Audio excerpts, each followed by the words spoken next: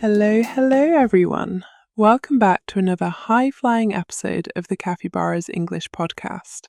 I am your host, Ms. Capibara, your language coach and travel partner. Today we are exploring a place that is full of excitement, but also full of stress, long lines, and very confusing announcements. We are going to the airport. And speaking of airports, Mr. Capi, why are you sitting there with a passport in your mouth, 3 suitcases around your feet, and a neck pillow already on? We aren't leaving for another 3 hours. I'm just being prepared, Miss Capibara. I am absolutely terrified of the airport. It's not the flying. I love the clouds. It's the people in uniforms. Every time I go to the check-in desk, I forget my own name. Then there are the announcements. Bing bong, Flight 402 is moved to gate B something something. I never hear the number, and don't even get me started on the luggage. I'm always afraid the machine will eat my suitcase and I'll have to spend my vacation wearing the same t-shirt for 10 days. I call it the terminal terror, and it's a nightmare for my English. The Terminal Terror. That sounds like a movie title, Mr. Capi. But you are right. Airports are language pressure cookers. Everything is fast, everything is loud, and if you miss one word, you might end up in a different country. But don't worry. Today we are going to break down the airport experience into 5 simple stages. We'll learn how to talk to the agent, how to understand the bing bong announcements, and how to stay calm if your suitcase goes on its own vacation. 5 stages? Okay, I can do 5 stages. I just need phrases that are short and strong. When I'm at the airport, my brain doesn't want to make long sentences. It just wants to survive. Where do we start? The check-in desk? Exactly. Stage 1, the check-in. This is where you drop off your bags and get your boarding pass. The agent will usually ask, "Where are you flying to today?" And, "Can I see your passport, please?" You need to be ready. I always start with a friendly, "Hi, I'm checking in for the flight to London. Here is my passport." It's direct and helpful. Let's practice that, Mr. Capi. Hi, I'm checking in for the flight to London. Here is my passport. Hi, I'm checking in for the flight to London. Here is my passport. Hi, I'm checking in for the flight to London. Here is my passport. Great. Now the agent will ask about your bags. How many bags are you checking? Or do you have any carry-on luggage? If you have one big suitcase and one small backpack, you need to say it clearly. I say, "I have one bag to check and one carry-on." Repeat that for me.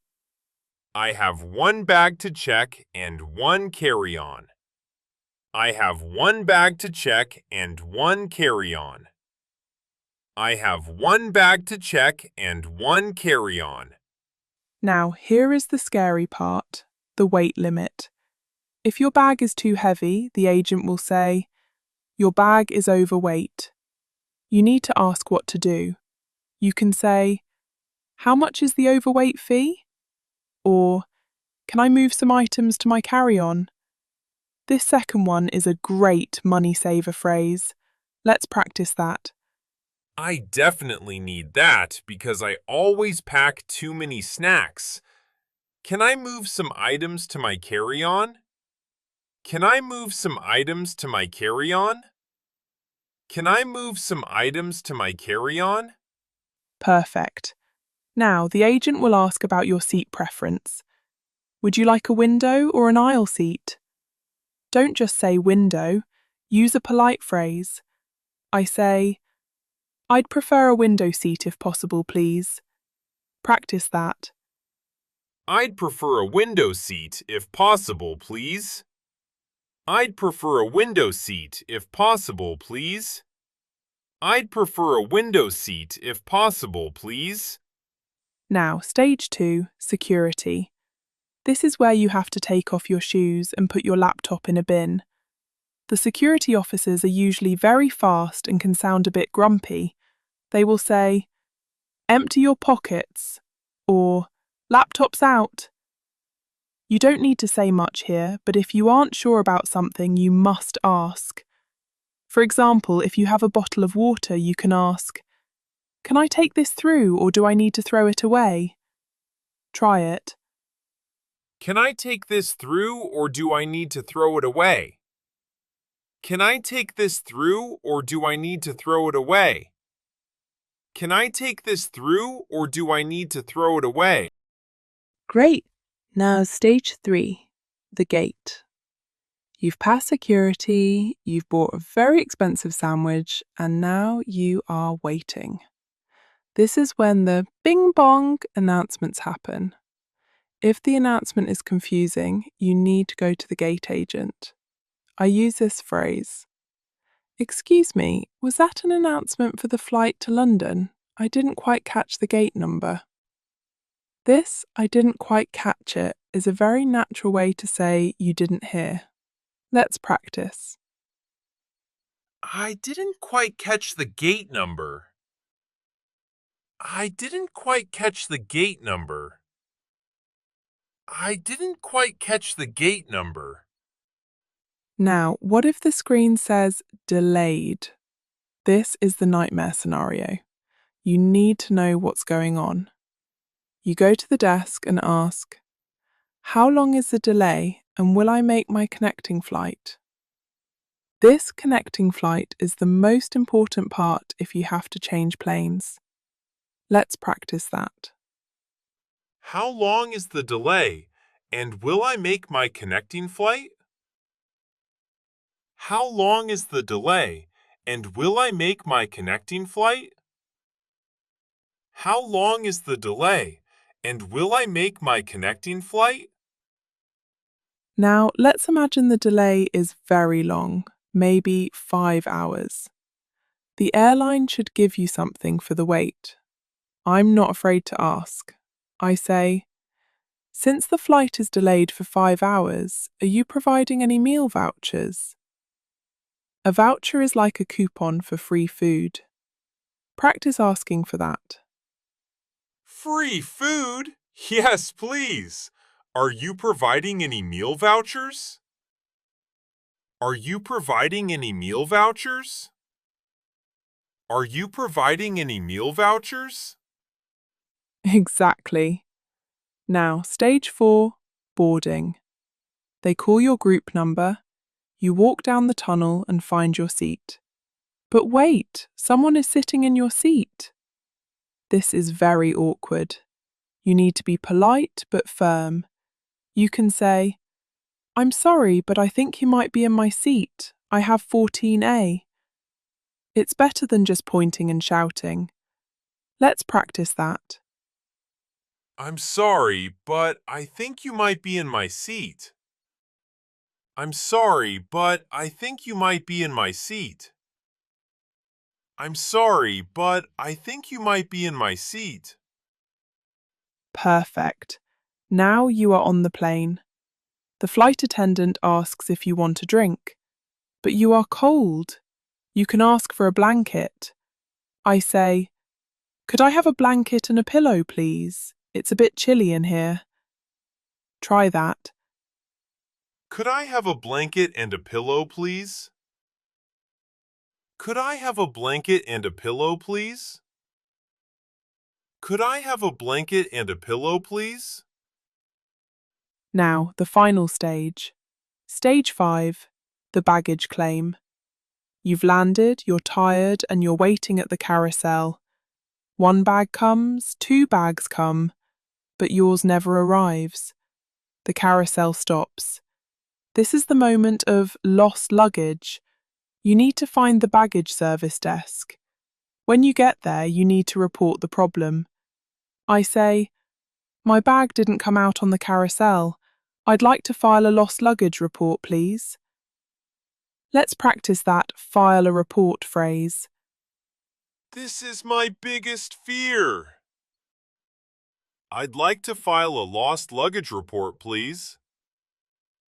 I'd like to file a lost luggage report, please. I'd like to file a lost luggage report, please. They will ask for your luggage tag, the little sticker from the check-in desk. Then they will ask you what the bag looks like. You need to describe it simply. I say, "It's a large, black, hard-shell suitcase with a red ribbon on the handle." Try describing your bag, Mr. Capi. It's a medium blue suitcase with a yellow strap. It's a medium blue suitcase with a yellow strap. It's a medium blue suitcase with a yellow strap. Perfect. And finally, you need to know when you'll get it back. I ask, "When do you expect the bag to arrive, and can you deliver it to my hotel?" Most airlines will deliver it for free if they lost it. Practice that. Can you deliver it to my hotel? Can you deliver it to my hotel? Can you deliver it to my hotel? Mr. Capi, you have survived the airport. From the check-in desk to the lost luggage report. How do you feel? Do you think you can handle the terminal terror now? You know, I feel much lighter, especially the part about the meal vouchers. I always thought if the flight was delayed, I just had to sit there and be hungry. Now I know I have rights. And the phrase, "I didn't quite catch the gate number," is so much better than just saying, "What?" like a confused tourist. It sounds so much more professional. It really does. The airport is all about the flow. Once you know the steps and you have your islands of English phrases, you can just float through. You aren't fighting the airport anymore, you are just navigating it. I'm actually looking forward to my flight now. I'm going to go practice my window seat if possible face in the mirror. I think I'm ready to fly. That is the spirit. And that is your mission for this week, everyone. Even if you aren't flying, go online and look at an airport's live departures board in English. Try to understand the status. Is it delayed, boarding, or gate closed? Get used to the words. Bite the bullet. Bite the bullet. Thank you so much for joining us on this journey. If you enjoyed this airport survival guide, please subscribe to the Capibaras English podcast and hit the like button. We want to hear from you. What is the craziest thing that has ever happened to you at an airport? Tell us in the comments. We love your stories. And don't miss our next episode. We are going from the airport to our final destination. Our next topic is the English hotel, how to check in, complain about the view, and ask for extra towels. Because once you land, you need a place to sleep. I hope they have a big bed and a lot of towels. I'll be there. Thank you, Ms. Capibara. Have a safe flight and a wonderful day, everyone. See you next time. Stay confident and keep practicing. Bye-bye. Does this airport have a capybara lounge? No. Okay.